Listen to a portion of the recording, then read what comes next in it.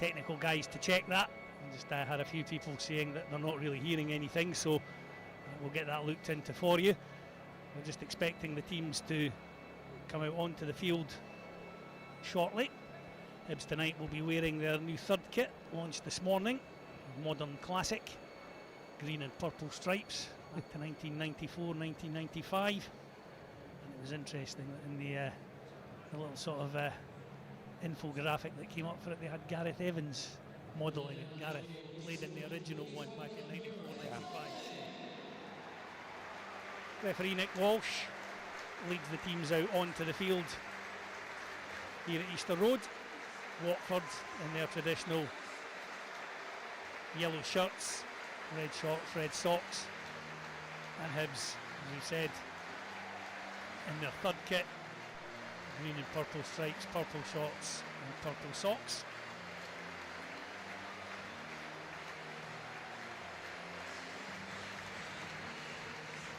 And not too bad a crowd inside Easter Road tonight, Stuart, for a pre-season friendly.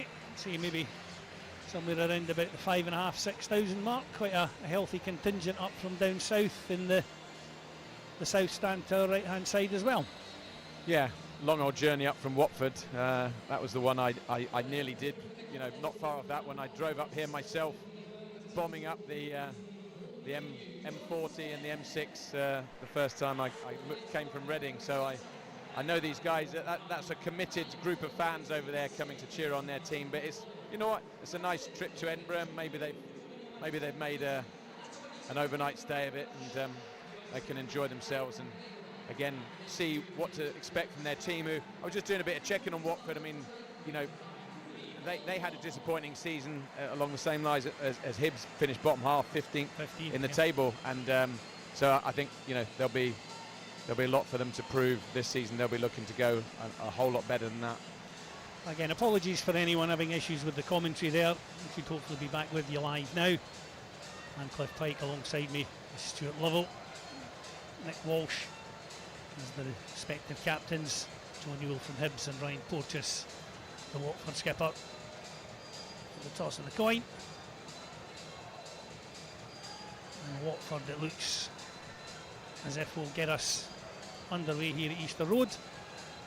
Attacking the goal to our left hand side, the famous 5 end of the ground.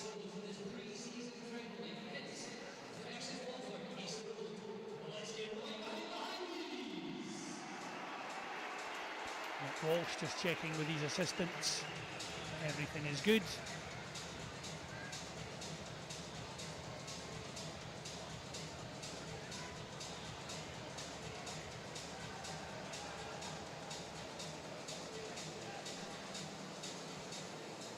Checking the watch, and we're off and running.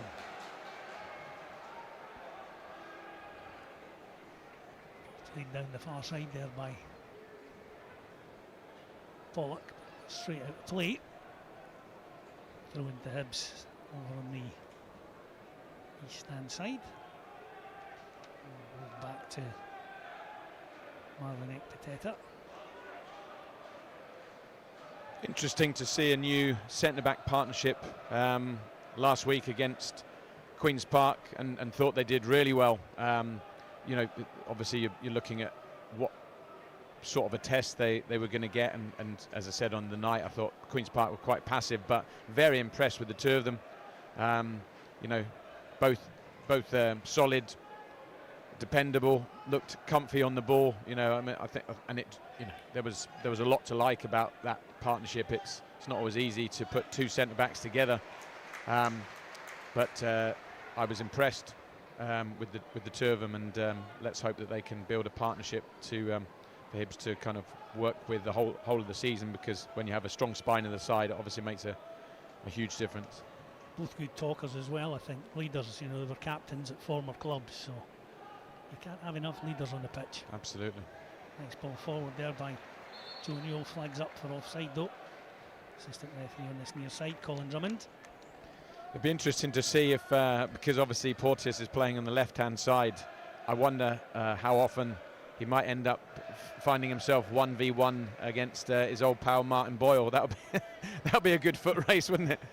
Yep, let's see if we're treated to that one. Porteous has it now. Back to Pollock. Vata finds Tom Ince. Back now to Lusa.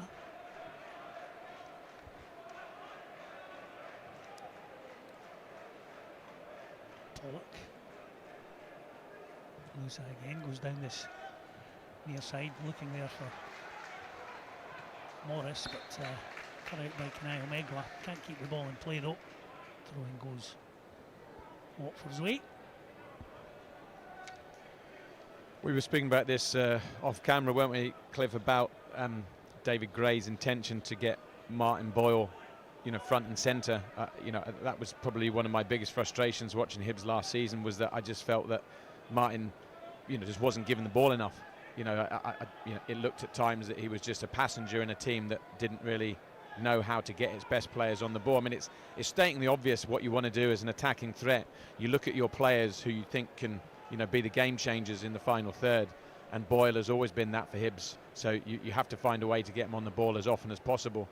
And that was one of their biggest failings last season. It was one of the most noticeable things the other night against Queen's Park.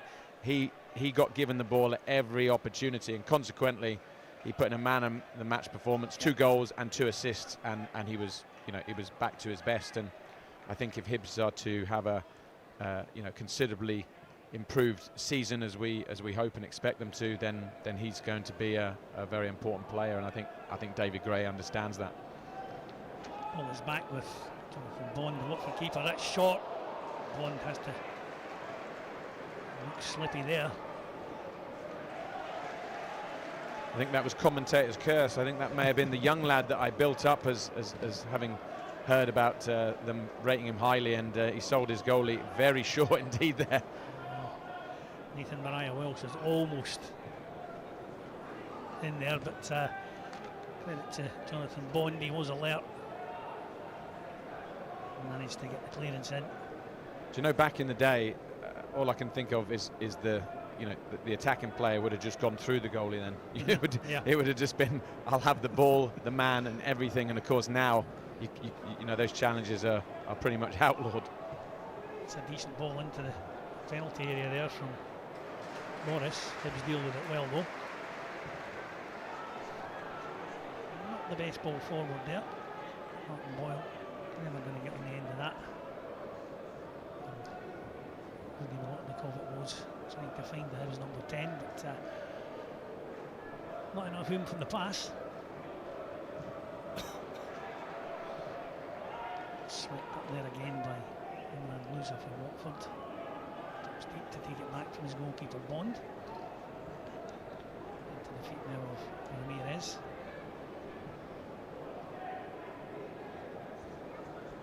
It was interesting there that when the ball got played back, Vente snapped into it and thought, I've got half a chance here of being able to press. Campbell read it, Milotnikov didn't. And whenever you do the press, this is when you look at, you know, teams like Liverpool and Man City, you know, the teams that do it best, everyone is tuned in to understand how the press works and when to go. Interesting that Milotnikov wasn't on the same wavelength there, and Watford got out easy. This is what you'll find against good teams. If one player doesn't press, they'll find the gap and they'll get out, and you'll end up expending a lot of energy, wasted energy, you know, whereas you've got to make sure you get the press right, because obviously the press is all about sprinting as fast as you can to get to the man on the ball and put him under pressure to try and elicit a mistake. And that's the biggest thing. People, you know, sometimes watch football and don't understand how the press works, and the press works from one trigger and everyone else understanding it's their time to go. Chance here, decent ball over, it's well defended.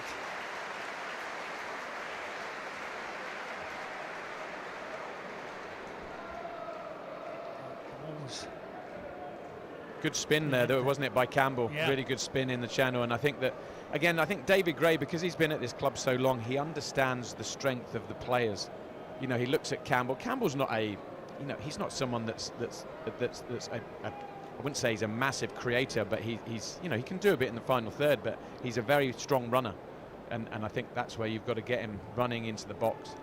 Corner from Martin Boyle to the edge of the 6-yard box, nodded back in by Kov, picked up on his near side by Mariah Welsh for Megwa. Challenge comes in from Pollock. Hibs have the throw in on this main stand side, taken quickly by Kanao Megwa. Mariah Welsh back for Warren Ahora. Jordan Smith, good way out his 18-yard box there to help out. He's playing that sort of sweeper keeper role. Ahora again goes long looking for Boyle. Does well up against Pollock. Oh, that was a chance there. Martin Boyle managed to knock the ball into the path of Dylan Venti, but he completely miscued the shot, Stuart. Edge of the 18-yard box. I think he was maybe a little bit surprised that it landed at his feet. This is a tactic that I think keeps, you know, a defence honest. I mean, it was actually, I think Porteous actually was the one who was it Porteous? Maybe it was the other.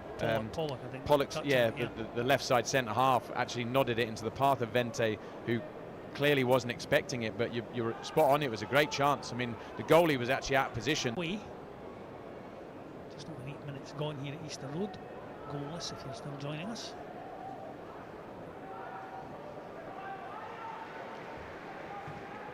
I mean, that's, you know, that was the pass there, just under hit by the young lad Ramirez, and the goalie had to bail him out of a huge hole.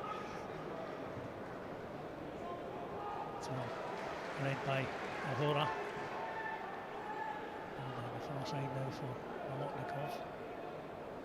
Over the path of Josh Campbell.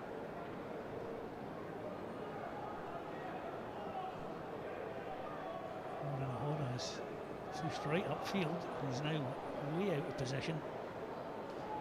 And Watford break forward. The effort was from Vata, blocked, swept up by Megwa. Watford though will have a throw in on this main stand side, just about in line with the Hibs 18-yard line. Terrific carry from Vata there, you know, just kind of drifted past two. And they actually had a 3v3, and I thought he had a great opportunity just to filter the ball wide and get himself in the box. Couldn't resist pulling the trigger from 25 yards, but it was optimistic to say the least.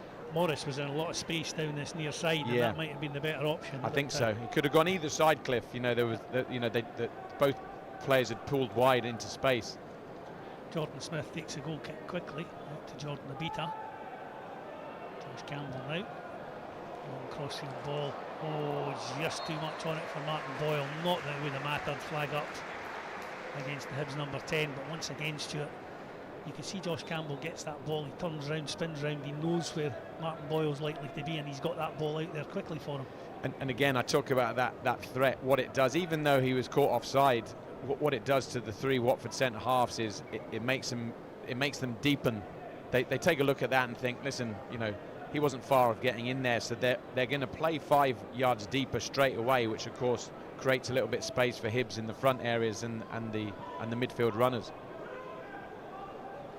Pollock has it for Watford midway inside his own half towards this main stand side.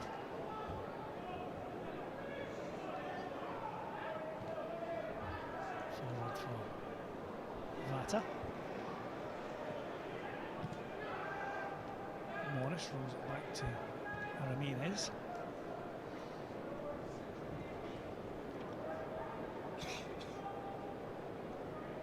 Portis for Sierralta. Gets it back from Tom Ince. Ryan Portis again. Clips the ball down this near side. That's read easily by Megwa. Boyle has it now. Forward for Campbell, stabs it through for Venti. Flag's going to be up for offside. Dylan Venti fires the shot wide of the far post as we look at it. Won't be counted again anyway. Flag up. Colin Drummond in the opening 10 minutes or so has had a bit of work to do with that flag.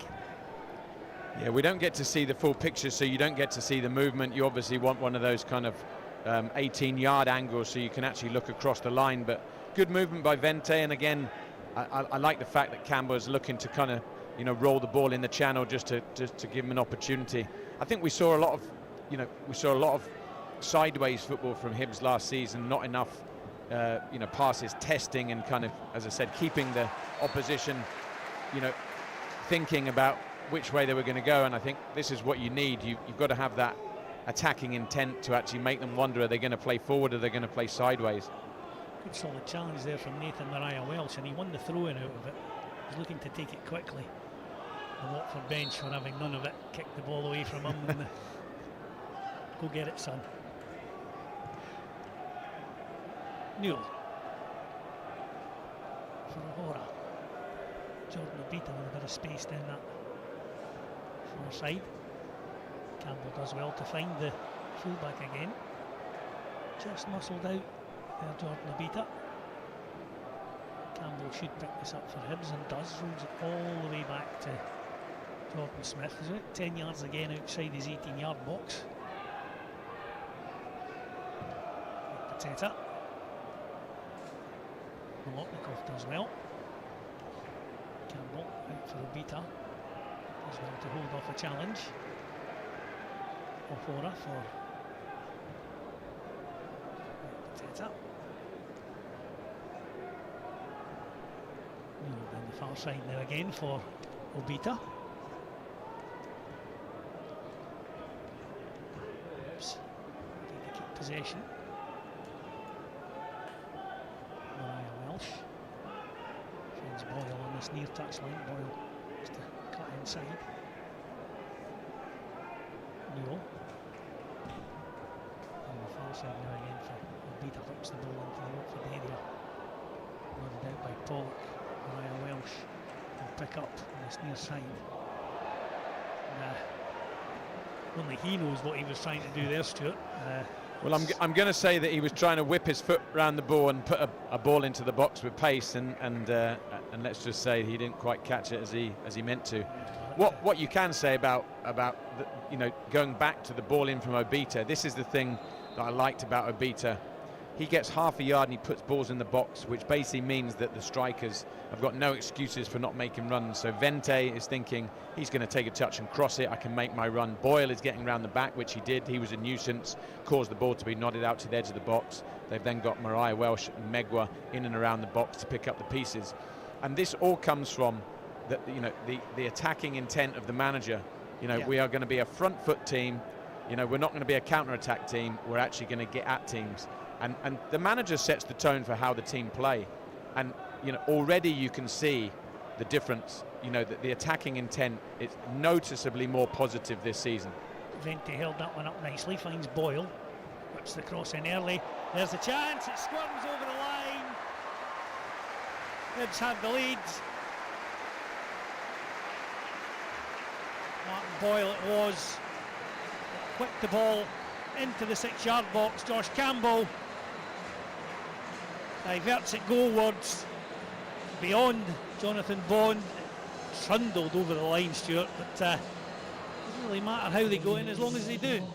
No, and as much as I did commentate his curse earlier on, this time I actually called it. We mentioned about David Gray saying, give the ball to Boyle, give the ball to Boyle. And we talked about Campbell. Campbell doesn't need to be the guy playing in and around the box trying to make cute passes. Joe Newell is good at that. Yeah. Get Campbell in the box because he can finish. He's composed, he makes good runs, and he's got the energy to do it again and again and again. And I think that what we're seeing is David Gray playing players in their correct position, their best position to get the best out of them. Yep. And that's the thing that you'll get from Campbell. He is a runner. He will keep going and going and going, and he can finish. So it's not rocket science. What is the guy good at? Let's play him in the position where he's going to be well suited to that. And again, credit to Martin Boyle there for, another assist.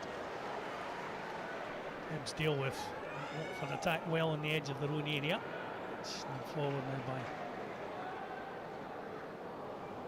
Campbell from Molotnikov, but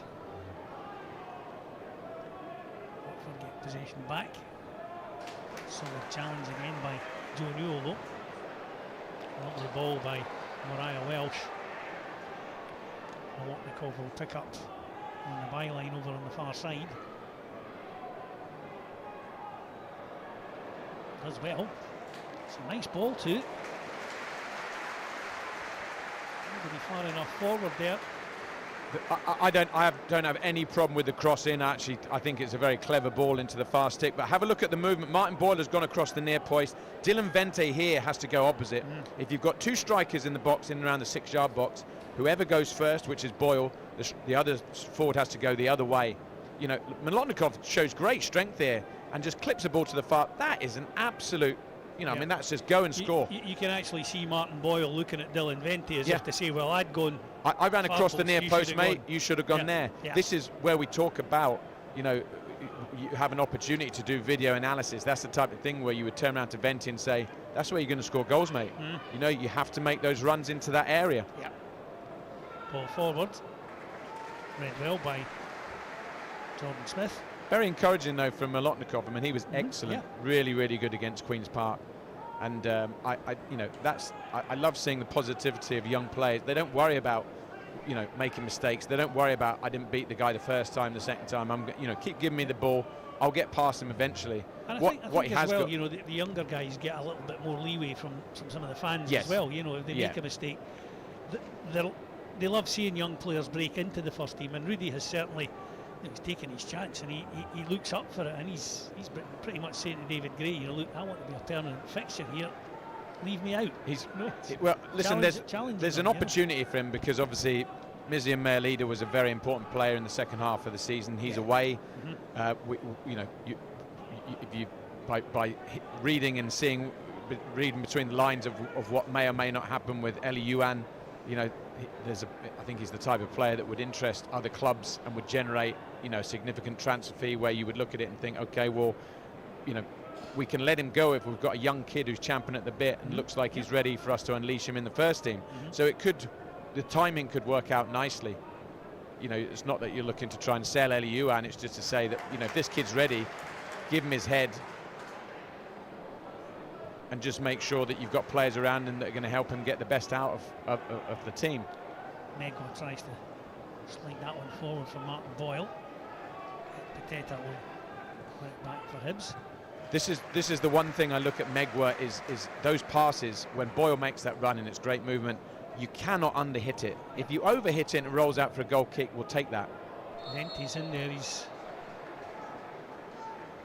penalised by the referee Nick Walsh. Again, a good example of Obita out of her feet, loads of pace on the ball, and Vente has already anticipated that, so he makes his run, makes his challenge, and again, that's the connection that, you know, a number 9 has to have with his you know, fullbacks either side, because it does look very much like David Gray, and I you know, I like what he's doing. He's setting his stall out to say we are a back 4 team. We're going to play with a back 4. My 2 centre-backs are going to have to mark people, they're going to have to defend, and I'm going to get my full-backs forward, you know, to give us more attacking threat, which I think is very important. It's a lovely ball forward. Played well again by Jordan Smith, though. He moves the ball out quickly to Jordan Obita. You mentioned Eli Yuan earlier, Stuart. Obviously, Eli Yuan and Chris Cadden not involved tonight, both recovering from injury. And Lewis Miller and Joe Bursick, the goalkeeper, both with a couple of little niggles, and David Gray decided not to risk them tonight. So, well, Megwa's got, you know, 2 players in front of him, you know, who could conceivably play. I mean, I think this is the point about if David's going to play with a back 4, then you've got Miller, who's to me is an out-and-out right back, and then you've got Cadden, who, you know, kind of grew into the role maybe more as a right wing back. But again, I would say Miller's a better defender, and I would say Cadden is a better attacker. But that's, you know, this is what is in front of Megwa, is 2 players, you know, who is going to be a huge challenge for him to displace them. But that's what's in front of him. He's got to you know, take the challenge, and you know, the gauntlet is there for him. It's a little bit tight on this near touch line there between Josh Campbell and Kyle Megwa. That was Hospital. Well dealt with there by Ramirez. The ball came to him chin high. He somehow managed to find a man with it. Well, he chinned it to his teammate Vata. The free kick. Joe Newell not particularly happy with Nick Walsh's decision, but yeah, you don't quite see it there. It's, to be honest, Joe Newell just kind of stands his ground, and I think that's one of those cheap ones where the referee sees the player tumble to the ground and thinks, oh, there must have been an obstruction. In actual fact, it was pretty soft. It's almost like, Vata could have ran round him, but instead chose to run into him. Well, I don't think he wasn't getting there. Yeah. Vata wasn't getting there, so of course this is where you see players initiate a foul and just they chance their arm, look at the ref, any chance, oh, I got one. The free kick is 7 or 8 yards outside the 18-yard box. Ince clips it in. And Watford have an equaliser. No, they don't. Flags up on the far side. Watford fans behind the goal to our right in the south stand. Cheering heartily, and then all of a sudden silence. Lovely technique. Credit where it's due. That's brilliant technique from Ryan Porteous. No, listen, we know he's got that in the locker.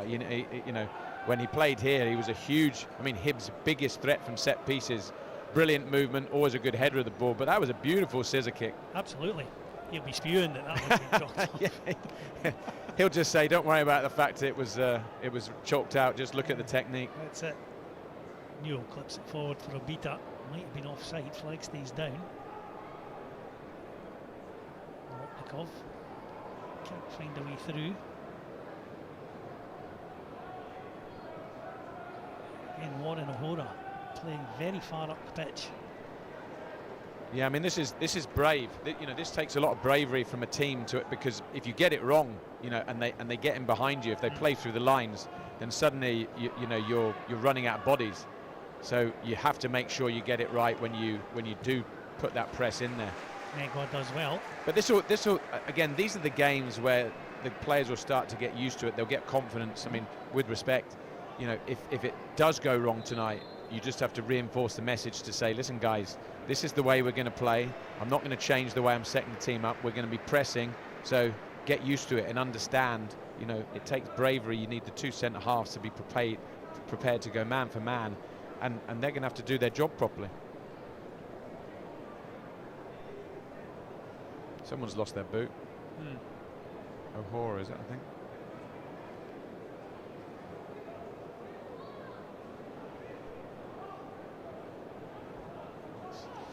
We've struggling to get the note. It's funny though, because we've spoken a lot about if you go back over the previous managers, what is their plan, what are they looking for from the team? Do the players understand the roles that they're being asked? That's again, we're early days. We're seeing early stages of the League Cup and pre-season friendlies. That's all we've got to go on. But what is clear to me watching this is that there's a very obvious intent about the way the manager is setting the team up. And it is front foot football. Newell is playing the deepest of the three, and I'm going to say this to the cows come home, Hibs are not a 4-2-3-1. Look at where Campbell and Marai Welsh are. They're 10-15 yards ahead of Joe Newell all the time. They are a 4-3-3 team now, and you know what, I love that because what you're going to find is the two centre halves, every time they get it, they're going to try and give it to Newell. And Newell has got a great range of passing where he can play, out to the left, out to the right. With one good pass, he can hit a 50-yard pass and land it on a sixpence. With Mariah Welsh and Campbell playing 10-15 yards ahead of him, the onus is on him to pass the ball forward. Absolutely. As well. Last season, when they were playing almost three in a line, it was just pass the ball sideways to each other and then back to defenders. And no movement, static football, and it was at times, to be honest, it was dull. It was dull to watch, and I didn't understand what they were trying to do. Whereas now I'm thinking, no, I totally get this. I totally understand how he's setting the team up, and it's much more enjoyable to watch because there's a real speed to the way they're playing. It's 2 and 3 touch football all around the pitch. No one kind of hanging on to the ball. None of this kind of centre backs taking touch, looking for an option. It's lovely there again from Lotnikov. I tried to knock it back out to Jordan Obita, just didn't quite get enough on it. But a lot of confidence for a kid, isn't it? He's just, I don't mean to be patronising because we were all kids once when we broke into the first team, but he's just a kid and he's trying things that, kind of seasoned pros maybe thought, oh, if I try that, it doesn't come off and look a bit stupid. He's not worried about that. you know, he's definitely got that confidence, and I think that's obviously come from the freedom that the manager is giving him. You know, coaching staff reminding him, listen, you know, we know what you can do. Just go and replicate it on the pitch. Indeed. Watford look to push forward now through Lusa to Vata.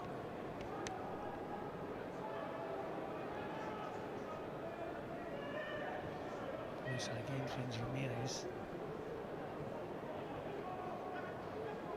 Vata.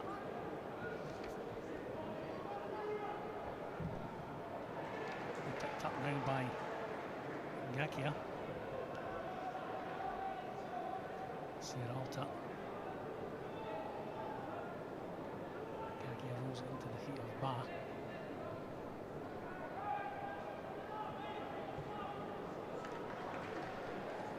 Watford knocking the ball about nicely in little patterns, but not really doing much with it. Porteous in the centre circle, Pollock moving forward for Ramirez. Again, I mean, Watford need to understand that because they're playing against a back four, and if you look at Hibs, they're relatively narrow, you know, so all the space is wide, and given that they're playing 3-4-3, they need their wing backs to play much further forward and play as wingers and get the ball wide. That's where the space is, like this. Morris picks up on the edge of the area. Well, that's a decent effort. Skids past Jordan Smith's near post. Almost grazes the outside of the post on the side netting. I think the keeper probably would have had it covered. I think you might be being a bit generous. I thought he hit that beautifully, and from where I was, I thought the keeper was absolutely rooted. I mean, he hit it sweet as a nut, and it was side netting. You know, the wrong side of the side netting, obviously, but really good hit. Lead into the area. That's the equaliser this time for Watford. Imran Louza, as the ball is cut along the 6-yard line. Easiest of chances there for the Watford number 10. And just about half an hour on the clock. That brings the Hornets level. Hibs 1, Watford 1. Little deflection, wasn't there, from O'Hara that just kind of took the pace off the ball, and it just sat up beautifully. And that's that. You know, this guy's playing the role of a number 10, where he's playing in little pockets, just kind of trying to drift off Joe Newell in you know, when the game is building up. But he's obviously got license to get into the box. Lovely finish there. I mean, they've you know, Watford haven't offered much attacking threat. I think that David Gueye will be frustrated because he'll be thinking they've barely got inside our box. Just a little spell there in the last couple of minutes, though. They were inside the Hibs half, knocking the ball about nicely, little 1-2s and what have you. Not really looking like they were going to break Hibs down, but then all of a sudden, you said, just a little deflection off Warren O'Hara there, and it sat nicely for Louza, and he's not going to miss from there. No, it was a tidy finish. Half an hour on the clock. Hibs 1, Watford 1. But this is where you know, they've got to shake this off. I mean, you know, we saw a lot of Hibs having, you know, good spells in games last season, and then, you know, they would look absolutely crushed when they were on top in a game and they would concede a goal, and it would just flatten them, and there was no confidence from the fans that they would be able to come back. You know, what you need to do as a team is be resilient, so that when, you know, listen, that's a setback. You know, I'm not sure Watford have done that much in the game to necessarily deserve an equaliser, but they've got one, and now you've got to kind of roll your sleeves up and say, right, we've been on top for the majority of this game, we need to get back on top again. Well, it happens in football, you lose goals. Yeah, absolutely. Just got to get the head up and get on with things. It's still all to play for, one apiece. Pollock, Ramirez, Vata. There's Morris outside him. That's where it goes. Morris rolls it back to Ince.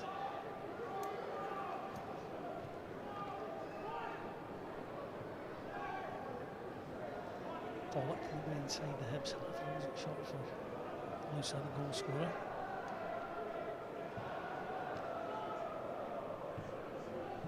Ramirez forward for Ba. Morris back for Pollock. Losing a little bit of space. Nice ball played into the area. With well by Pateta. It's great work though Nagaki, but he can't get past Jordan Obita. He clips the ball forward towards halfway. Well defended by Obita there. I mean, he basically just stood his ground and said, if you're going to get around me, you're going to have to earn it. And he basically just took the ball off the guy. I think this is where, you know, defensively, Hibs, I thought they were just a little bit static on the equaliser for Watford. You know, that thing that we saw from them last season, allowing balls into the box too easily. But I think, you know, you were bound to expect Watford at some point were going to find their feet in the game and start to knock the ball around, and I think that they seem to have, you know, got a foothold in the game now. Ince has it on this near touchline, midway inside the Hibs half. Right up, back out to Ince. Closer. Up by Ramirez. Vata. Edge of the area. Oh, that was a good effort. Vata just dropped the shoulder a little bit on the edge of the D. Tried to curl it inside the far corner. Just a little bit too much on it. Terrific bit of football though, wasn't it? Ince just clipped it inside. The youngster Ramirez found Vata, and as you say, drifted in between the two of them. For me, that's where I would say to Joe Newell, you've got to work harder. You cannot have someone skip round you. I mean, you're talking like 20 yards out. If he takes you out of the game, he's going to be pulling the trigger, and it puts the centre-backs under a lot of pressure. You know, he's got to work harder to make sure he's not as easy to get round in that position. Campbell tries to thread that one through from what they call it. Starting to get a bit of, they're getting a bit of flow though now, Watford. Yeah. They've got a bit of confidence from the way they've come back into the game in the last 10 minutes. Chance there for Ince. Cuts the ball across the Hibs 6-yard line. Tapeta has to deal with it. It's out for a corner to the visitors.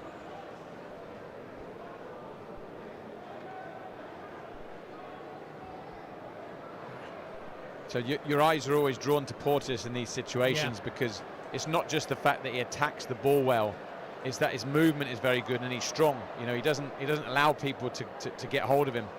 It's interesting. I'm keeping an eye on to see who's actually marking him. Jordan Obita at the moment, it looks like.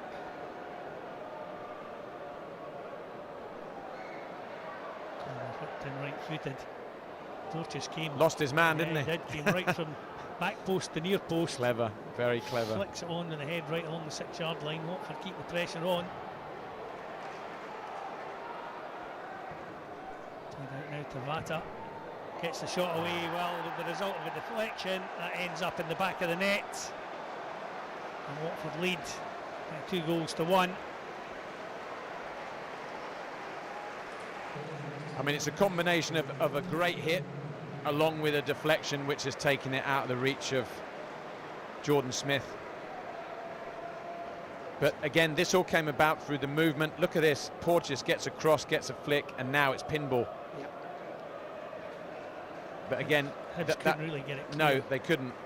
Kind of sits up. I mean, he hits it lovely, but I'm pretty sure that the deflection was just enough to take it out of the reach of the keeper.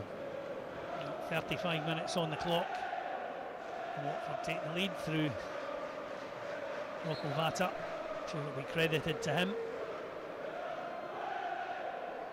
Shot was certainly on target. Oh, it was a right good hit. You know, credit where it's due. And I mean, you know, they looked pedestrian, Watford, in the first 20 minutes. You know, they looked rusty. They looked a team that were kind of short of match practice, but they've really managed to step it up a couple of gears in the last 15-20 minutes, and have been much better in possession. Teta is back there by Morris. Gets the free kick, takes it quickly to Newell. Tries to play it through for Josh Campbell, but it's the wrong side of the midfielder. Watford back forward again through Ba. Tom Ince picks up on the edge of the area. Got well by Megwa. Watford look to keep the pressure on though. Pollock.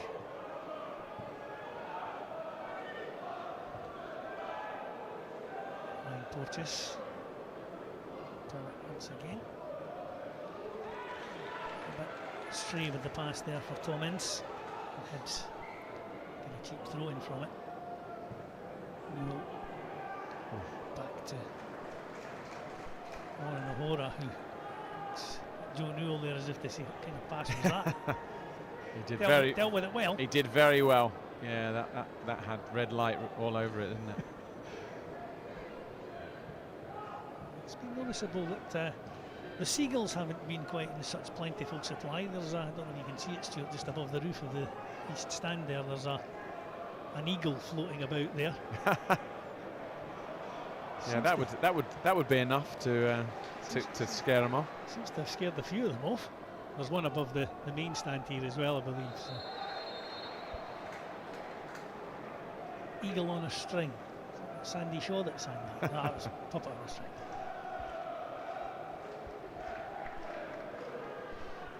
Anyway, Hibs have a free kick on the far edge of the Watford penalty area. Boyle is over this one. I always say with these set pieces, you've got to think about where you're going to deliver it, and you've got to try and cover all bases. So you want to kind of, I would say, put a player in between every Watford player, and then just, if the delivery is perfect, there's nothing they can do to stop it.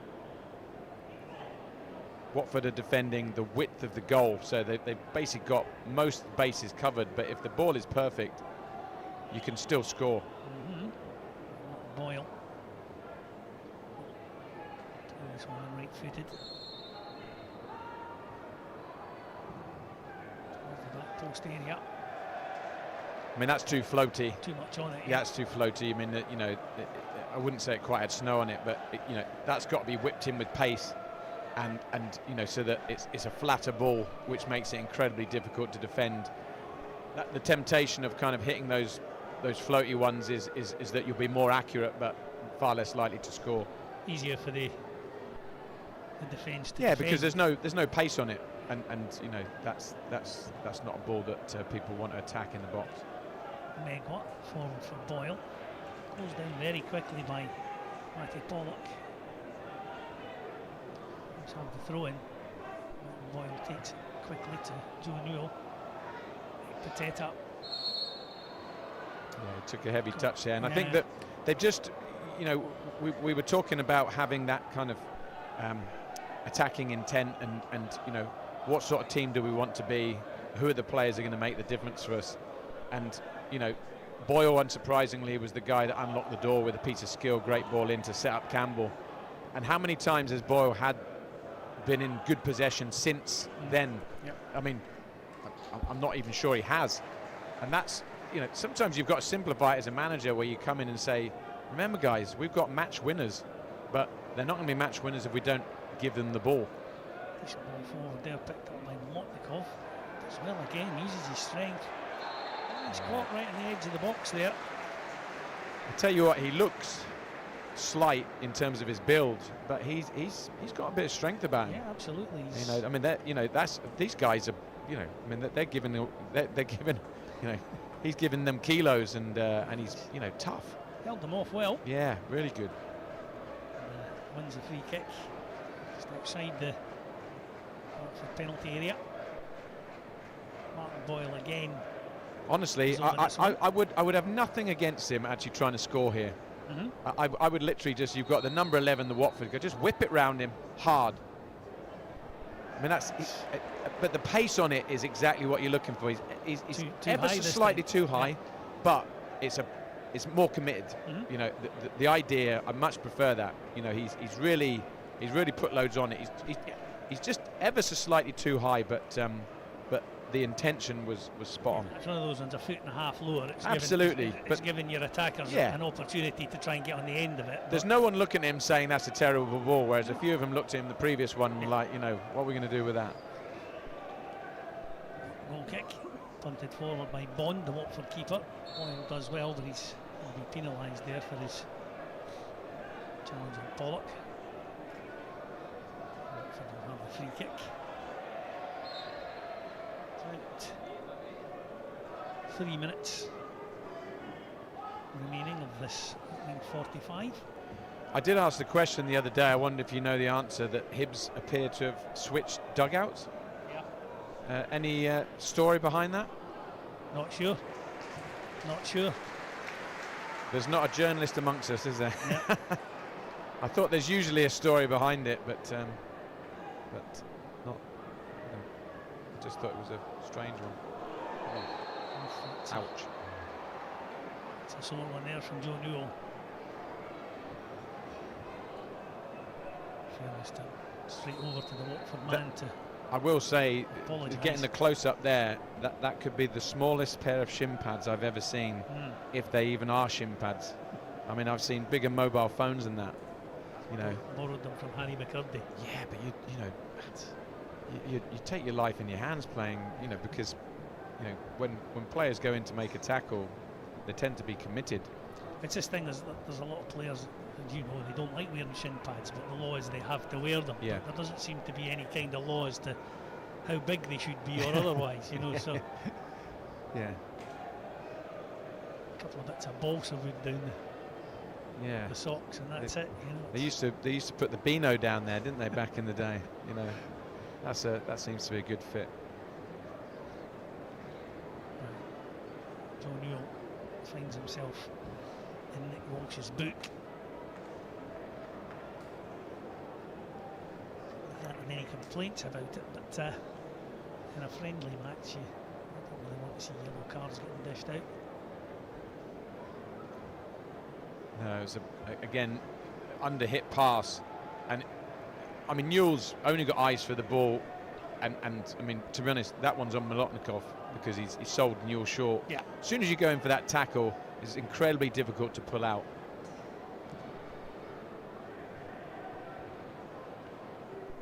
Rocco Vata appears to be none the worse for it. So it was good to see. Free kick will go Hibs' way. Almost brings it back, taking a little bit too far forward there. Josh Campbell back on his feet. Hobbling a little bit. O'Hora rolls it short to Newell.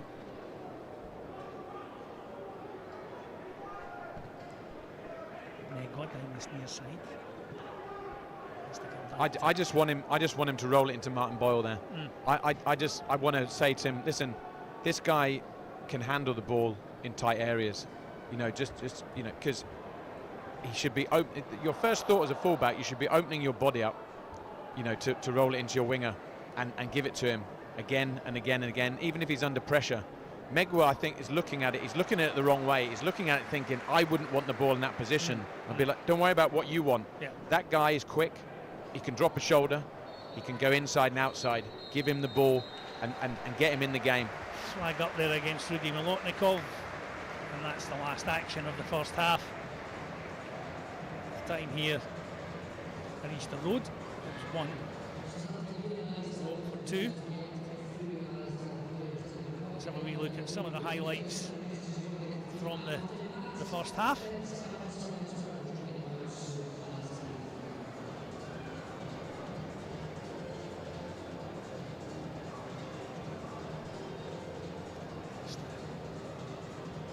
Cue the highlights up at the moment. Rocco Vata there. Seems okay after that challenge from Joe Newell. I mean, I will say, while we're waiting for the highlights to come up, I thought it was a good competitive 40 to 45 minutes. Hibs definitely on top in the first 20 minutes or so. Deservedly went ahead with a good goal, nicely teed up by Martin Boyle for Josh Campbell. But credit to Watford, once they actually start to get their triangles and their passing, and again there was a kind of a challenge between whose formation would be on top. This was obviously the ball that got knocked back to the goalkeeper. I built up the youngster and he gives him a terrible one touch. And again, I think in a proper game, I'm thinking Mariah Welsh he's definitely going for this short back pass. He is definitely cleaning the goalie out and everything. But Hibs were on top at this stage. Molotnikov was at the root of all of the good play. And getting into good areas. That was obviously a nice pass into the path of Campbell, who had a good influence. This was the goal. Boyle dropping a shoulder, clipping the ball in. Just a little cute finish there. Don't know whether you would maybe question the goalie just a touch, but it's a beautiful cross and a very subtle finish from Campbell, and Hibs were well on top, and we saw this a number of times. I said at the time I thought it was a really good ball in. Molotnikov dropping a shoulder, showing great strength, and look at this, into an area, and Martin Ball does what he needs to get across the front post, but this was where Watford just started to have an impact. You were saying that you thought the goalie had it covered. I said he didn't, and I was definitely right. He was getting nowhere near that, but it was Lucer, wasn't it, who just he drifts onto that penalty spot. And again, this is where I think that between this is on the centre midfielders. This is either Mariah Welsh or Newell have got to be aware that if they have a number 10, he needs to be picked up. But they were just getting these little triangles. This was beautiful bit of skill here by Vata. Good play from the youngster Ramirez into the heart. He just drifts in behind, uses the centre back as a shield, and Watford were really starting to, have an impact here. Their triangles and their patience with the passing was good. Again, a little bit unlucky. Vente was trying to get the block in, but Vata, has a nice set with his first touch and hits a beautiful half volley. I do think the goalie had that one covered if it hadn't have been deflected. He's had 2 or 3 opportunities from the edge of the area, yes. Rocco Vata. He likes to kind of have a go from the edge of the box. Yeah. And, if you don't close him down, he's pretty accurate. It's absolutely, and this is exactly why they've taken this game. I mean Watford, the Watford that we've seen in the last 20-25 minutes would be a very, very strong team in the Scottish Premiership. That's the level that they're at. Yep. The team we saw in the first 20 minutes weren't much cop.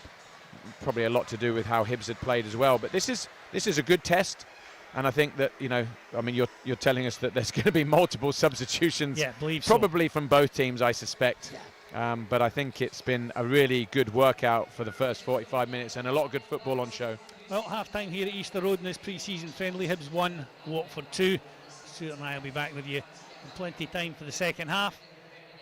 As we say, half-time, Hibs 1, Watford 2.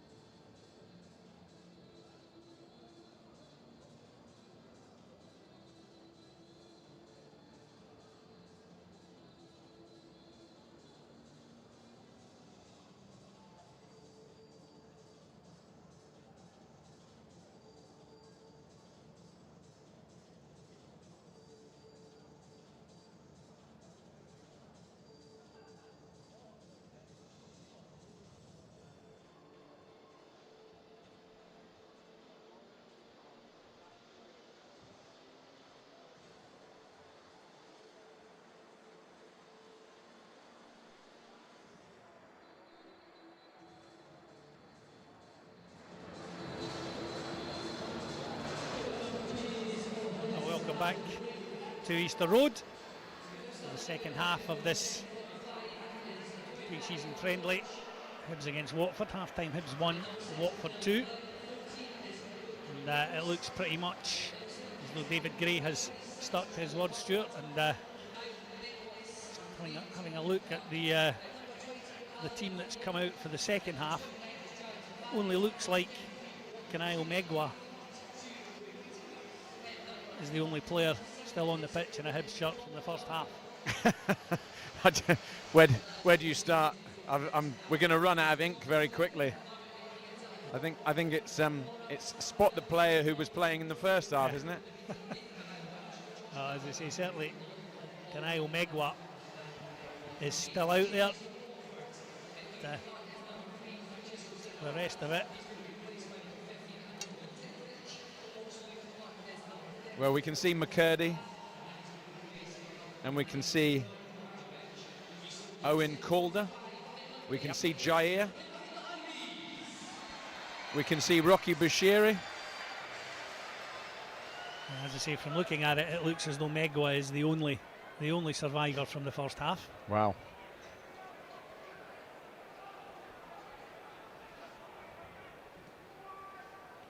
Max Boric in goal, replacing Jordan Smith. I'm interested to see, cheeky nutmeg there, interested to see how Dylan Levitt gets on, because as you will recall, my frustration with the role that he played for Hibs last season was as a holding midfielder, a number 6 as we call it nowadays, which I didn't feel suited him at all, because the player that we came to know and really like at when he was at Dundee United was much further forward in an 8, more often than not a 10 role. He looks as if he's playing in that kind of role. It may well be because Joe Newell has come off and he's maybe the only one best suited to it, but I mean, listen, he's got a great range of passing and he can spray the ball around and switch the play and stuff like that, but I think that you get the best out of Dylan Levitt the further forward that you play him. So I hope that this is not the cameo role that he's going to be asked to play for Hibs this season, because I think he's definitely someone that's suited playing further up the pitch. Watford also made a couple of changes. Francisco Sierralta and Kawado Ba are off, and Mileta Rajovic and Antonio Tikvic are on. Harry McCurdy does well into the path of Luke Amos. Just crowded out though by Tikvic. Watford will win the free kick midway inside their own half over to the far side. I wonder if David will ask the players to adopt largely the same formation. As I said to you, it was clear to me in the first half that this new role that they're asking Joe Newell to play, it was going to be a 4-3-3 with Newell slightly deeper, and obviously had Mariah Welsh and Josh Campbell in front of him, and he was playing wide, centre wide. McCurdy looks as if they're actually playing him in again in this was kind of the role that he had at Swindon when he scored a barrel load of goals, was playing through the middle. Never had a chance to play for Hibs in that position. Jair, obviously, we know that he will play wide, and I think that it looks as if David's going to implement same formation, just different personnel. He returns here for Riley Harbottle. That's a lovely ball forward for Jair, almost in behind Ryan Porteous, but in typical Ryan Porteous style, sticks a leg in and just manages to win the ball at the last second. It's a great tackle, wasn't it? It was, yeah. It's Jair again on this near side. Looks to take on Pollock. It's bundled over right on the touchline. I had a little chuckle there because the referee spotted what I saw, which is he had a hold of his shorts, and I was thinking that's really clever because the ref probably can't see it, and unfortunately he could. Well, Hibs get the free kick right on the touchline. It's about 12 yards in.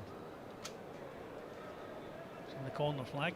Dylan Levitt will look to play this one into the Watford penalty area.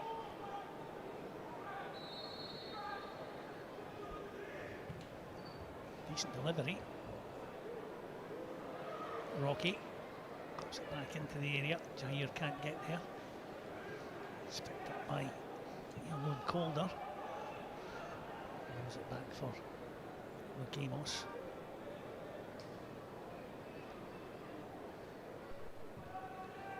Rocky finds Dylan Levitt.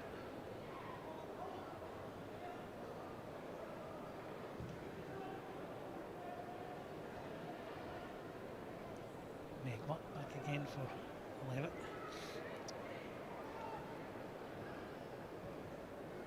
Megwa tries to clip it forward in the direction of McCurdy, but far too much on it, easily gathered by Jonathan Bond in the Watford goal. Sharp there though from Amos, who's penalised. Didn't look an awful lot in that. To be good intent though, wasn't it? I mean, I think you could see that was one of those challenges where Amos had he was willing the goalkeeper to throw it short and for them to play out, and I could see his eyes lighting up from here. As soon as the guy got the ball on the half turn, he was in there. Probably made contact first with I think it was Loser, wasn't it? Yeah, he probably goes through him and then takes the ball, but you know, worth a gamble, because if you win it back in that position, you're in the driving seat in a dangerous area. McCurdy tries to win that one from Vata. Loser helps out to the substitute Tikvich. Ramirez picks up midway inside the Hibs half. And this near side for Ngakia. Good work by young one called up. Certainly standing his ground, and the assistant referee Colin Drummond, who was right beside the incident, looks plaintively towards Nick Walsh to see what he should give, whether he should give the corner or the goal kick. Well, I actually thought the linesman kept his flag down as if to say this is a corner, and Nick Walsh made the decision from 30 yards away. I mean, got it wrong, let's be honest. It was a corner, 100% a corner. I actually thought that easy to spot as well. I mean, I just don't get how. I mean, that, you know, we're 70 yards away, and that was clear as day. That was a corner. I got the impression there the assistant referee wasn't quite sure which way to go. Left it to they're penguins nowadays, aren't they? Yeah. You know, they just kind of stand there and they don't give offside. They don't really do anything. Boric launches it forward. It's misjudged by Porteous. Pollock there though is able to bail his skipper out. Gets a pat in the head from Ryan for his trouble. Loose up for Ramirez. Pollock rolls it back to his goalkeeper Bond.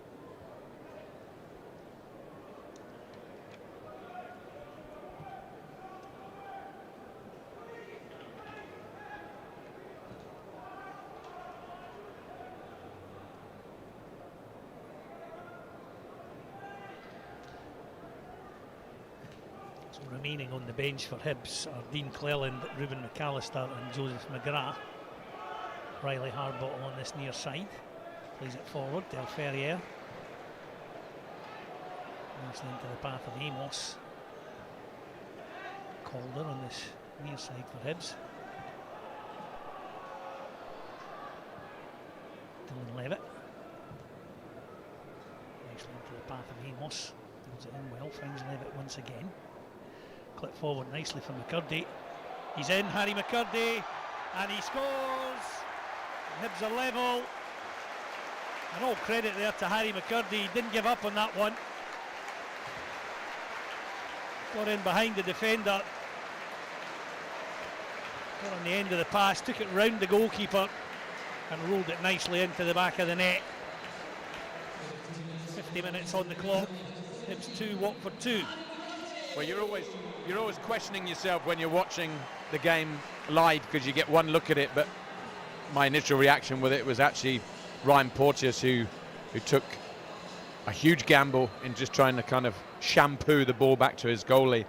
Didn't get enough on it, and McCurdy read it, and of course all he needed to do was take a touch, evade the goalkeeper, and he was walking it into an empty net. And good perseverance from McCurdy. Again, I mean, he's a player that has not had much of an impact since he's come here. In his defence, you know, the position that he played for Swindon Town, where he scored tons of goals, was in the position that he's playing tonight. You know, he comes off the game because he has to, because he's so lightweight. Yeah. But he's short and long. He's a bit of a pest. Rory Whittaker does well, knocks that one down for Jair at the edge of the area. Watford get it clear. And I think that you may well find that, again, David Gray's probably looking at him thinking, okay, he's not going to be my number one choice for my centre forward playing, in the starting 11, but he's the closest thing that they've got to a number 9. And again, he'll play in a slightly different way. You watch him; he's very comfortable coming off the game and linking up. Bearing in mind, obviously, the illness that he had as well, the heart issues. It's always good to see him back, and it might only be a pre-season friendly, but he'll be absolutely delighted to get that goal, first one here at Easter Road. Of course. And, maybe just give him that wee bit lift his confidence that he needs. Boric has it at the edge of his area. Plays it down the far side for Kanayo Megwa. Forward into the path of Rory Whittaker. Early ball in. McCurdy can't get there. Amos does well. It's picked up though by the Watford substitute, Rajovic. Porteous now rolls out to Gaki on this near side. Pushes forward into the Hibs half. Held up well again there by Rajovic. Pollock for Ramirez. Gakia, early ball forward. Ince running into the channel there, but defended well by Harbottle. Boric clips it forward, bounces over the head of Jair. Swept up by Pollock for Watford. Porteous out to Dikvic. McCurdy snapping at his heels. Rolled back again by Ryan Porteous to his goalkeeper Bond.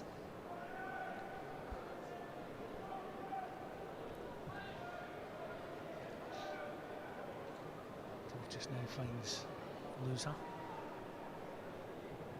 Dikvic clips it down this near side for Pollock to run onto. He bursts forward into the Hibs half and Gaki outside him. Good strength by Ngaki up, cuts the ball back, dealt with well by Levitt, it didn't go out. I think all Hibs defenders there expected that ball was going to run out for a goal kick, and Ngaki was there to just sweep it back into the penalty area. Yeah, and Ngaki is a threat, isn't he, down this right-hand side? I mean, you can see that strong. He's very comfortable going forward, and he's got some good pace and good physicality. He wants to get to the byline. Good luck by Rory Whittaker, and he is going to get the free kick. To Nick Walsh there, he waited to see if anything was going to come of it.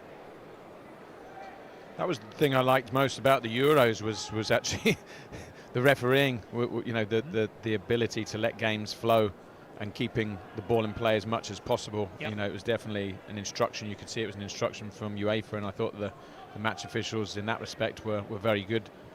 I hope that can be kind of passed on to the match officials we have up here, because always my biggest complaint is that the whistle stops at the most inopportune moments when a team is on the counter attack, and some of the guys up here are a little bit whistle happy for my liking. Free kick will go Hibs' way on the edge of the Watford penalty area. Luke Amos is caught. So this is a good opportunity here for Hibs. Give out some nice interplay between Levitt and Harbottle on this near side. Ball then switched down the far side. Whittaker forward to Amos. Got down just outside the Watford penalty area. Hibs with an opportunity here to test out this Watford defence.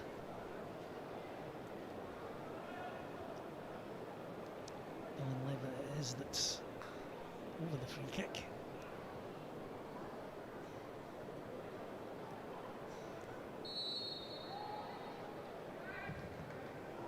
Breaks for Amos at the edge of the area, back out for Levitt. Wasn't the best ball into the area, it has to be said. Whittaker back out for Levitt.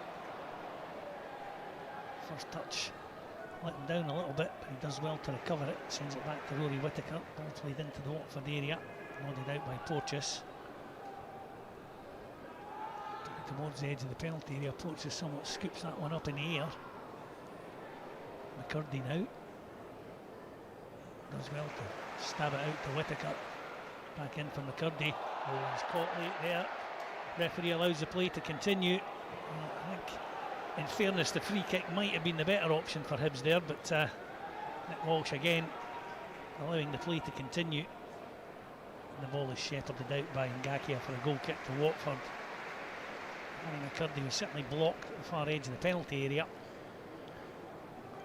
The ball broke to Rory Whittaker. He got to the byline. There were a couple of Watford defenders in front of him. It was a difficult ball to try and find someone inside the area. Yeah, he was going full pelt, wasn't he? Yeah. And it's very difficult to stand a ball up to the far post when you're running. But yeah, this was the one, wasn't it? Yeah. Gave the advantage, which, I have to be honest, it's the way I like to see games refereed. You'll always have some fans moaning, saying you didn't give us the chance. Yeah. But if Whittaker had picked someone out and they'd scored, you would have been saying great refereeing. Indeed, but as it was, I think it was a difficult ball for him to get across. He had a couple of defenders in front of him, and to find a man in a threatening position from there was a bit of a tall order, really. But good from Whittaker. You know, I mean that's keeping a close eye on the two youngsters who are kind of playing. You know, looks like Hibs have kind of adjusted slightly to play, you know, 3 centre-backs and 2 wing-backs, and, you know, I'm interested to see how Whittaker gets on. Decent ball in. Ngakia there with the head that's blocked by Hibs defender. Hard ball, I think it was. Luza has also blocked his shot from the edge of the area. To keep the pressure on.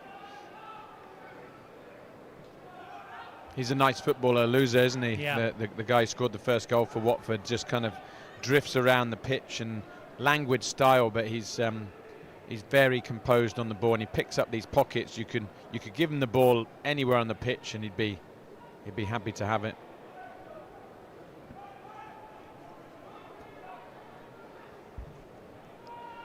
Nice ball in, defended well by Rory Whittaker.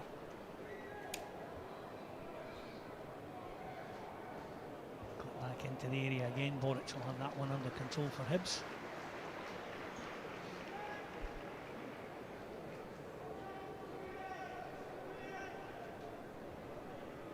Rolls out to Kanayo Megwa on the far side.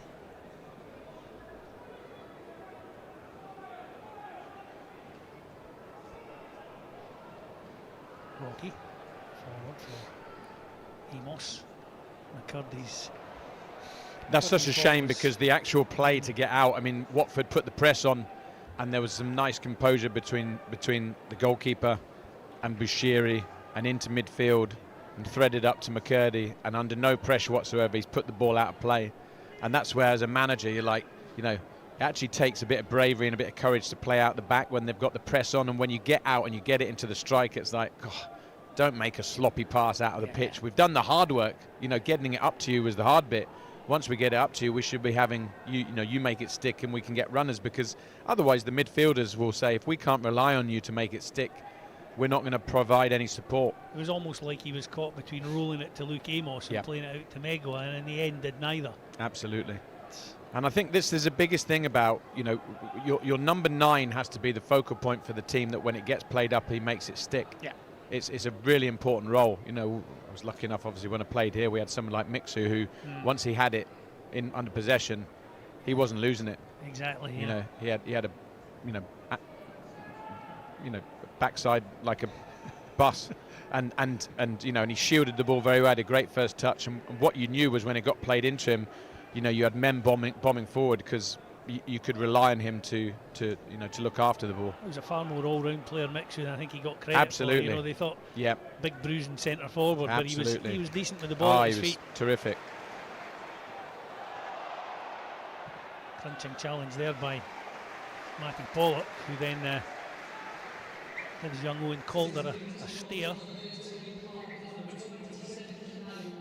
So Kanayo Megwa is now going to be replaced, and he's replaced by Ruben McAllister.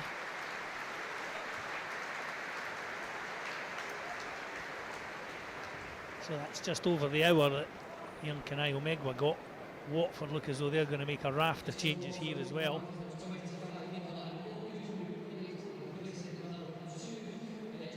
Adu Poku is replaced by, Ngake is replaced by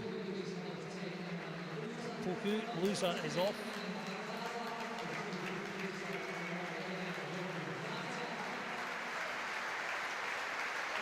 Rocco Vata is replaced by Amin Nabizada.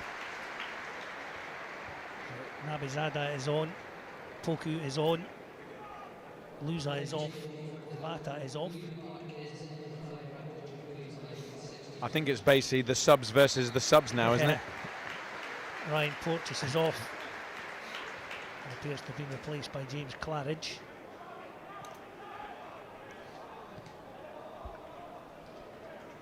There's always the thing with these friendly matches, the substitutions just all over the place. McCurdy's done well over on the far side. Amos had to turn back on that one just a little bit. Chance here though for Whittaker. Oh, he played it into the box nicely. Did the hard work, Whittaker. I mean, that's, you know, he makes great runs off the ball. Great energy, good timing of the run. You know, everything was right about it. But when you get into that position and you get across people, you're actually in the driving seat. That's where you kind of take a pause.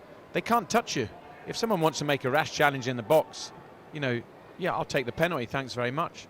So he was just in a rush just to try and pick a player out, when in actual fact, just keep going until something presents itself. I just thought he was just a little bit trigger happy there. Watford have a throw in over on the far side. Amos and Whittaker unable to keep the ball in play for Hibs. Whittaker's done well to win it back again though. Ball blasted forward by. You can never underestimate when you get, you know, someone like Whittaker's, you know, he's really put some energy into the game on that side. You know, even when he wasn't seeing the ball in the first 5 or 10 minutes of the second half, he was still playing with width, pushing right forward, giving them an option. And now Hibs have actually managed to start looking after the ball better, and he's getting more and more confidence to go forward because he's feeling like he's going to get it.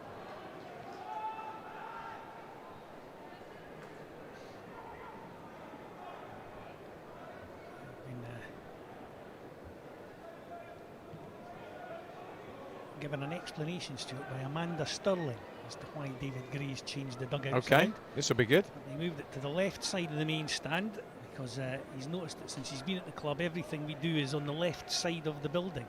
We warm up on that side and the subs go down that side. So I thought it was something I wanted to change just to see if it worked, and he seems to have stuck with it. Well, for pushing forward here. It makes sense. Well, I kind of guess you do look at that. You know, the team, when the Hibs team come out, they come out on the left-hand side. They form up on the famous 5 side of the halfway line.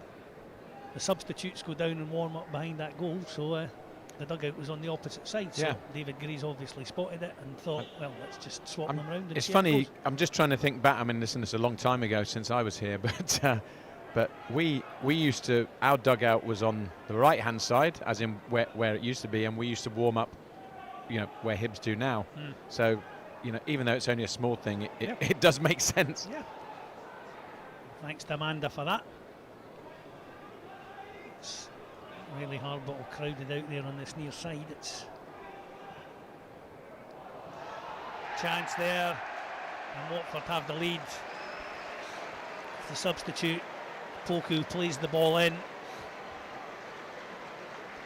and this is where I'm not digging him out individually, but this is where a number 6 has to understand when someone gets into an area, as they do here, a number 6 has got to look for midfield runners, because a number 6 generally isn't playing against anyone. So you have to look at, you know, I'm going to point out the position here of Dylan Levitt to say, this is what happens when you play 10s in a CDM role. You know, and listen, you can get it wrong in this game, Cliff, because this is a pre-season friendly, but this is where it needs to be explained to someone. You know, when they get into this position and you've got midfield runners and you're not marking anyone, you have to pick up the runner, because, you know, it's a tidy finish, but he walks onto the ball from the edge of the box. Well, Nabizada it was that got the goal for Watford. Poku playing the ball in. And one possession from Riley Harbottle. Watford now lead by 3-2. Oh, it's a good game, isn't it? I mean, it's funny because okay you and I have friendly. seen a lot of pre-season friendlies over the years, and let's be honest, some of them are dull as dishwater. Yep. This has been a good game. I mean, you know, credit to Watford because I think they've come here and played open, which has made it a good game. But they've got better and better as the game has gone on, and to be honest, they do look a threat.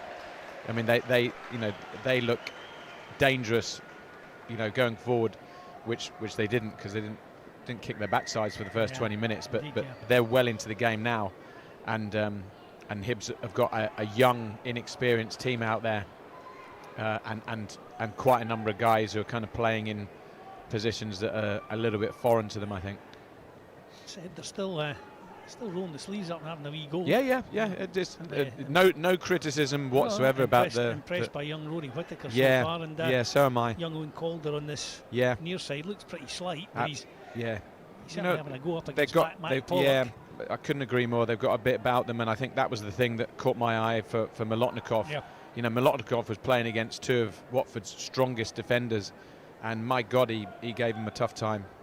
You know, and that's, you know, this is, you know, listen, I was 9 stone dripping wet when I broke into the first team, and you did feel lightweight.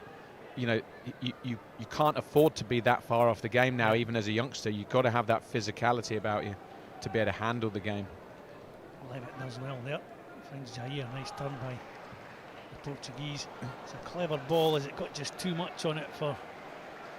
Beautiful turn. I think the idea was Could see maybe what he was trying to do. Yeah, it was possibly a tad optimistic, but if he nailed the pass, then McCurdy was in a great position. But I think you're entitled as a forward to try those things in these games, because he was just trying to make sure that he took the defender out. That was the. I prefer it. I much prefer it when they overhit the pass. I'm okay with that. The ones that get cut out, the ones that kill you, because 10 seconds later you can be defending for your life. Yeah. But can you see that there's a lack of width now about Hibs? You know, that this is the thing that they're kind of, you know, that they're having to get everything from the wing backs, but Watford are actually pushing back. You know, young Calder he wants to play left wing back, but he's having to play left back. He's having to tuck in because he's getting a whole heap of trouble from his opposite number. Good work on this near side by Ford for Watford. Claridge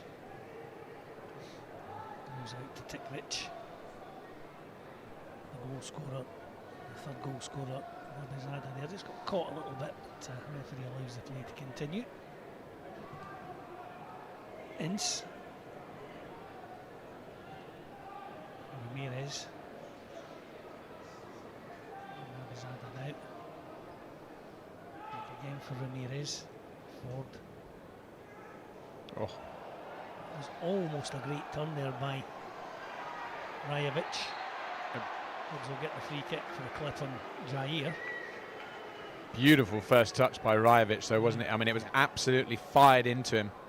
I think it was Shaq Ford who, you know, rifled the ball into him, and he took a beautiful first touch and looked like he got a cheeky nutmeg on Bushiri, but Bushiri just kind of stood there and said, well, you know, thou shalt not pass. Amos nicely through from McCurdy. Whittaker picks up over on the far touchline, clips the ball in early.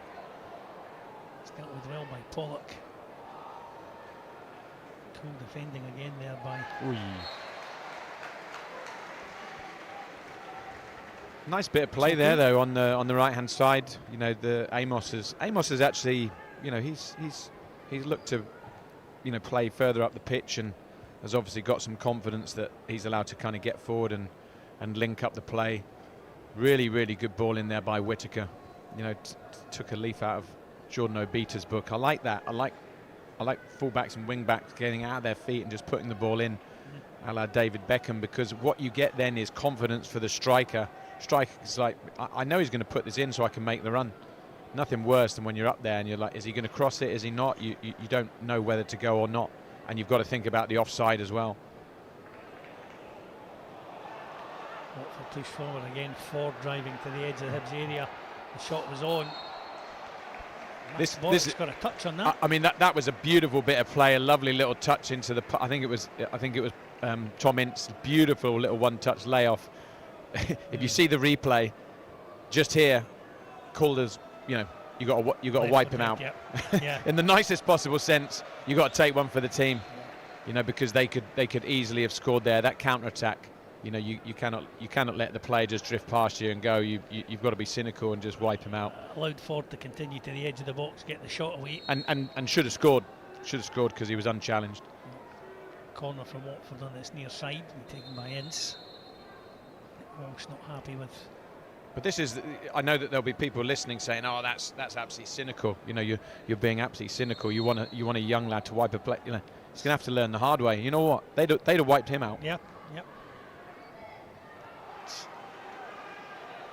It's not nice, but it's part of modern day football, isn't it? Well, until they change the rule, and to be honest, I would have no problem if they changed the rule for really cynical fouls. We saw a few in the Euros where one guy virtually rugby tackled someone. It's got no place in the game. So if it's got no place in the game, make it a straight red, and then players will have no choice but to stop doing it. Because now we see the tactical fouls. We see Man City do it all the time when anyone's going to break on them. They just clip the heels, whatever it is, as long as it's not a dangerous tackle, they know all they can get is a yellow card. Watford are going to make another change. George Abbott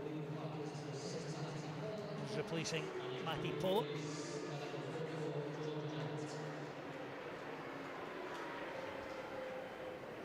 So Watford now have only Jonathan Bond, Tom Ince and Leo Ramirez remaining from their original starting 11.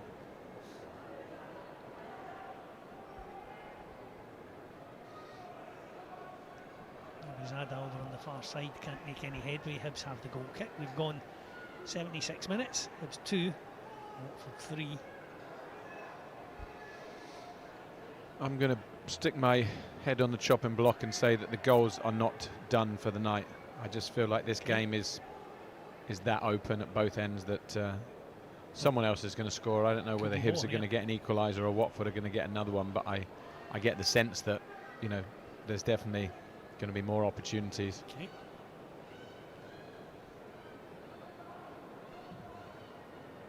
I bet you a pie on that if there are any left. I mean, I'll take that bet because the pies are free. So I mean, it's. I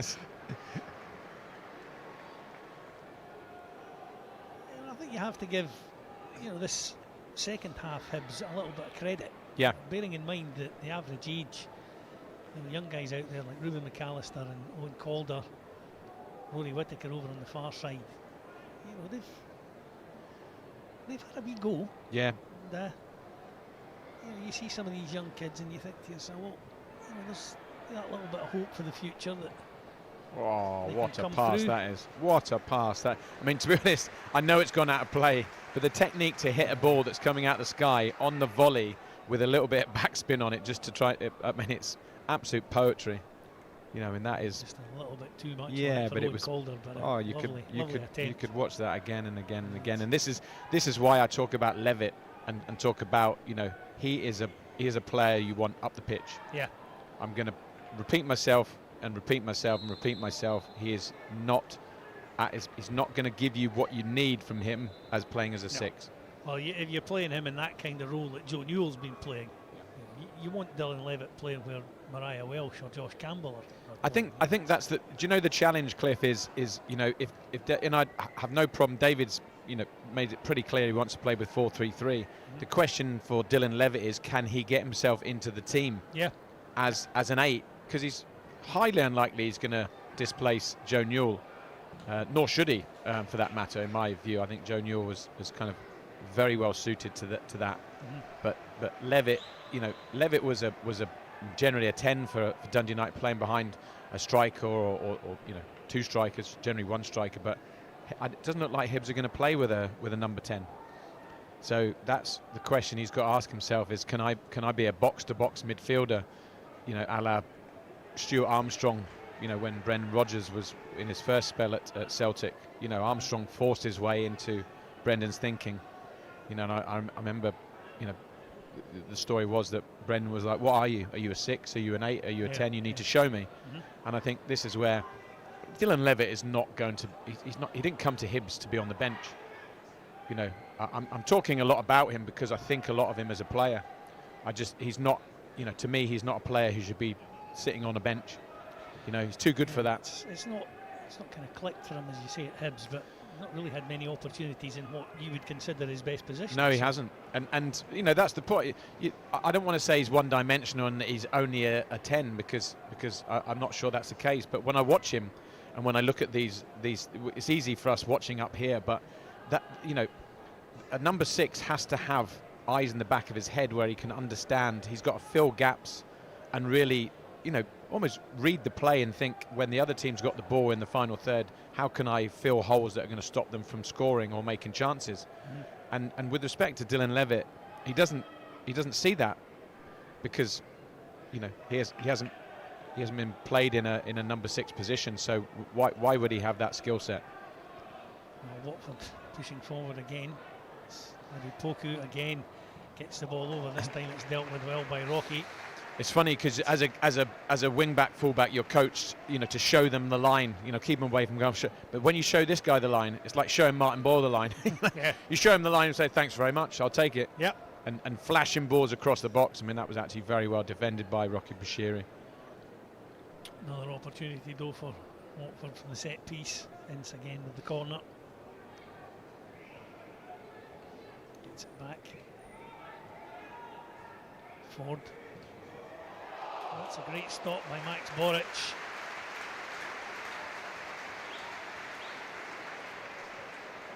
I mean, it was a well-worked corner, wasn't it? Short, sideways, first time hit. Firm side foot, good save, but, you know, good invention. You know me, I love seeing different types of corners, not just slinging it in there for a fight over the ball. That was a decent delivery again there from... Not to say that doesn't have its place, because he's just missed a free header from 6 yards out, but yeah. You know, Watford are really kind of going through the gears now. Abizada again. You probably feel he should have done better there. Yeah, I mean, I think he was under enough pressure. I don't know, was it Jair there who was kind of, someone was up against him, just did enough to kind of put him off balance. Gone up for 82 minutes on the clock. Hibs 2, Watford 3. Dylan Levitt does well to get himself some lovely little pirouette there, wasn't it? Yeah. Under pressure, you know. I mean, I've played that 6 role, and you don't get a whole lot of space. You've got, you know, got a striker on top of you. You've got midfielders coming to pressure. You've got people all around you. You've got to be able to kind of look after the ball in tight areas. Levitt from McAllister. Jair can't make any headway there. McAllister crunching into a challenge there. Willie Whittaker picks up for Hibs inside the centre circle in the Watford half. Harbottle.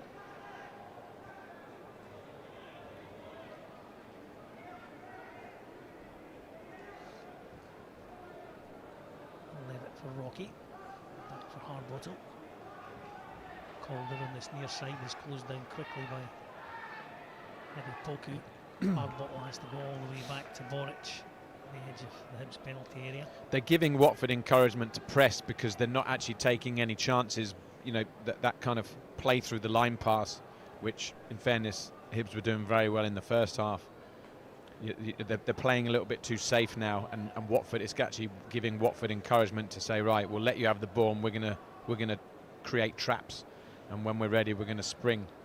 Boric batters that one long into the Watford half, so long that it's straight through to his opposite number, Jonathan Bond, in the Watford goal.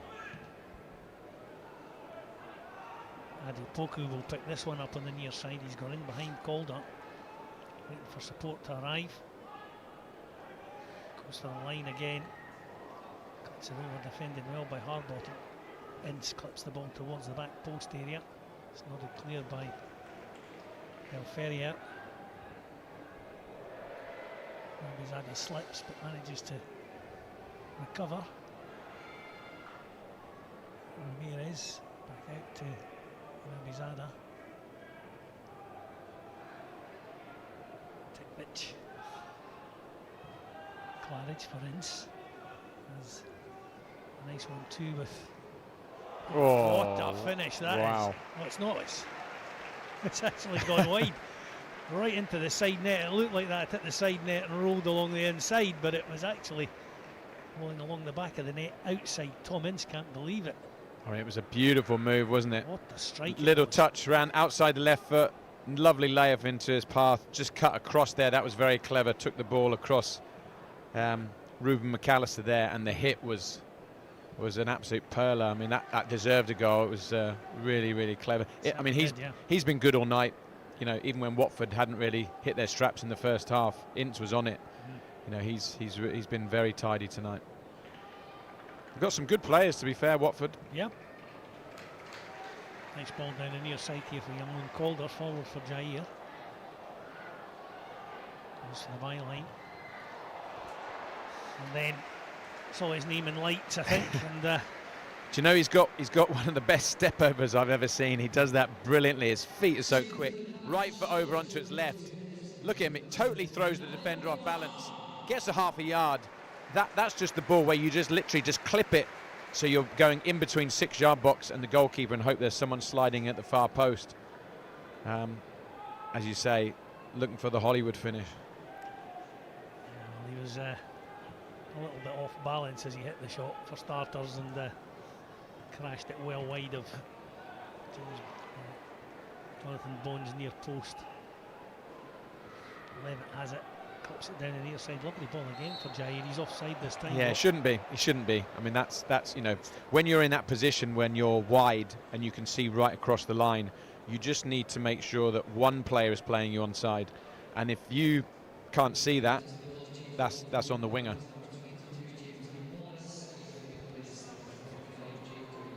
For making another change. Jake Hopkins is on in place of James Morris. I was just thinking, we've had that many subs. We must have subs now coming back on again. Not quite, but we won't be far away from it, I don't think.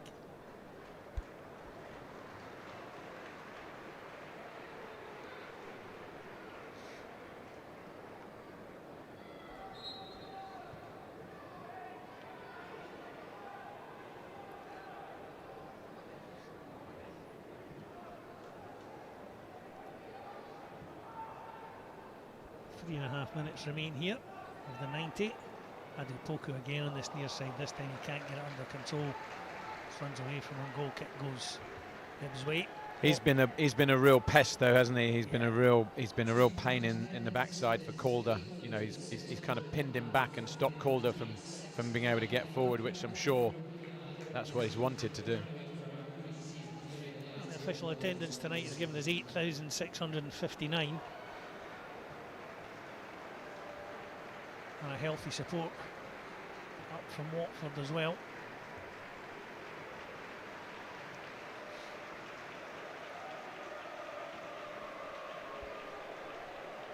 Watford have two substitutions left. Alfie Marriott, the sub-goalkeeper, and Toby Adeyemo, who must be wondering what he's done to upset the manager, as he's the only outfield player that hasn't had a run out. Wow. Yeah, that's time. Yeah, you've got to read between the lines then, haven't you? Yeah, Hibs still with Dean Cleland and Joseph McGrath. A couple of youngsters still on the bench that David Gray could utilise. Don't think he will at this late stage of proceedings. I mean, I think, you know, David's obviously got one eye on the weekend. Hence the reason he's you know, been able to kind of bring the changes. He's got more game time into the players without taking the edge off them. Yeah. And he'll want to have that edge back on Saturday. I mean, I think, you know, we looked at tonight's game and thought, is it a help or a hindrance? I think it served its purpose. Yeah. You know, and as you say, it's got minutes in the legs of most of the players as Adepoku breaks forward again. Early ball into the area. It's cleared away by Rocky. It was met, the ball into the box, by Jake Watkins, but Rocky was there to make the block.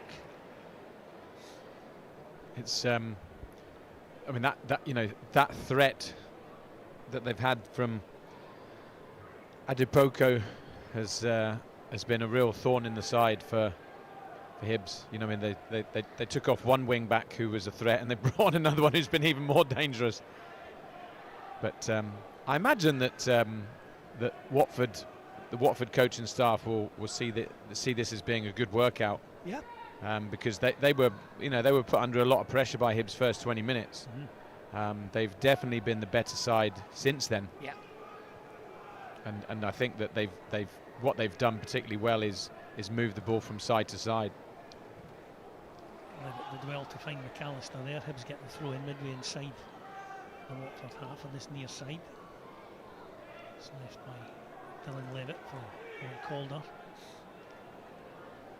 We're in the final minute of the 90. Calder gives it away to Tom Ince. And wins it back again.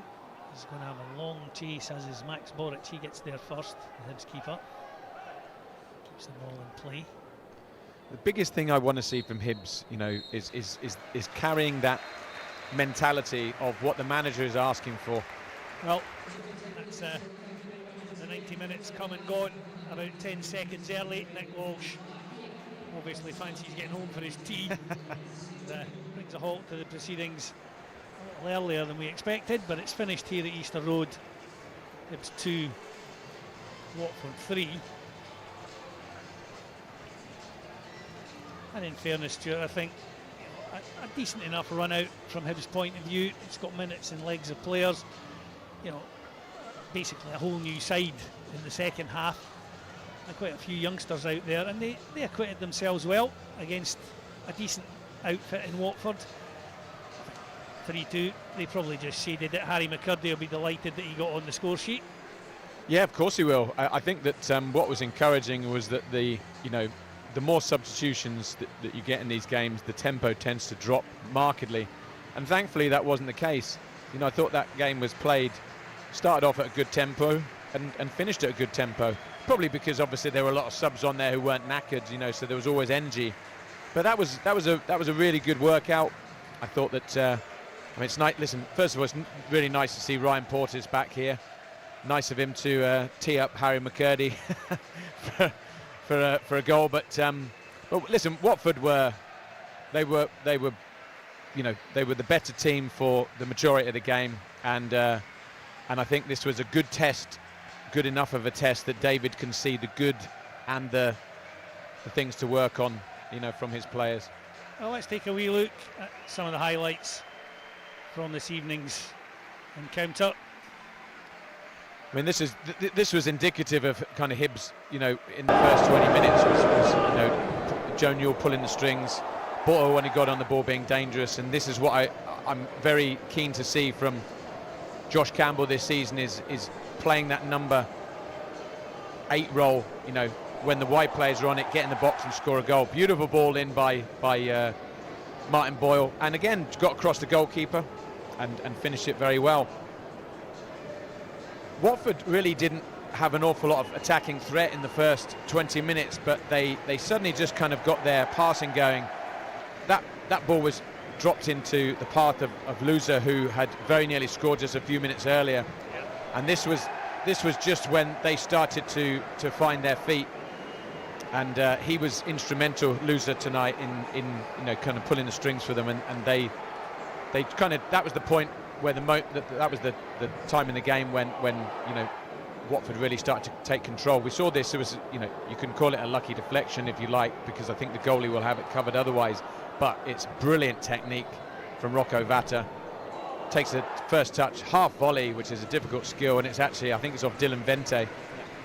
But this was, you know, Hibs kept plugging away, and McCurdy, you know, offers that threat in behind. Levitt doesn't quite get enough on it. Risky little kind of shampoo header from Ryan Porteous, and you can see he doesn't get enough on it, and McCurdy's, you know, just takes a chance. Lovely touch around the goalie into an empty net, and as you said, that will give him a lot of confidence. But this was the side where Watford really posed a lot of problems to Hibs in the second half, you know, and they managed to get balls in the box. I'm talking about there. This is the thing I want to see. Whoever it is who's going to play as a 6 for Hibs, whether it's Joe Newell or whether it's Levitt, this is the job that they have to do well. When the guy gets the byline, is to understand he's going to cut it back to penalty spot, and that's the thing that I think someone definitely needs to improve on. But tidy finish. There were some good goals tonight, and I think Watford, on the balance of play, this was another great opportunity from a kind of set piece, lovely one-touch football into the path of Morris. Yes, Morris, who hits it well with his left peg. It's actually a good save. But Watford didn't seem to kind of suffer for their substitutions, and if anything, they got better. This was, it deserved a goal. It was absolutely brilliant play by Intu. For me, was consistently best player on the pitch. Just used the ball well, always a threat. Lovely little 1-2, and deserved to see the net ripple there. But yeah, as in terms of 90 minutes, there was some really good stuff, and I think that Hibs didn't get the ball into the final third of Watford very often in the second half. But this is what I like from Jair, the step over. I love the finish. That's where, for me, you absolutely cannot miss near post, because that's end of attack. Gets himself into this position. Good close control, lovely step over. He's got half a yard there, and that's just a ball that you feed into the far post for someone sliding in. Well, that was the last chance for Hibs. It finished here at Easter Road in this pre-season friendly. Watford 3, Hibs 2. Hornets taking the prize tonight. Ryan Pochis, I'm sure, will be delighted to have put one over on his old mates. Next up for Hibs, Saturday, 3 o'clock kick-off. Peterhead here at Easter Road in the Premier Sports Cup. You'll see and hear that one live on Hibs TV if you're out with the UK and Ireland. Live audio commentary if you're within the UK or Ireland. For now, though, it finishes here at Easter Road. Hibs 2, Watford 3. Thanks for joining us. Thanks to Stuart for his input this evening. And we'll catch you all again on Saturday, 3 o'clock here at Easter Road.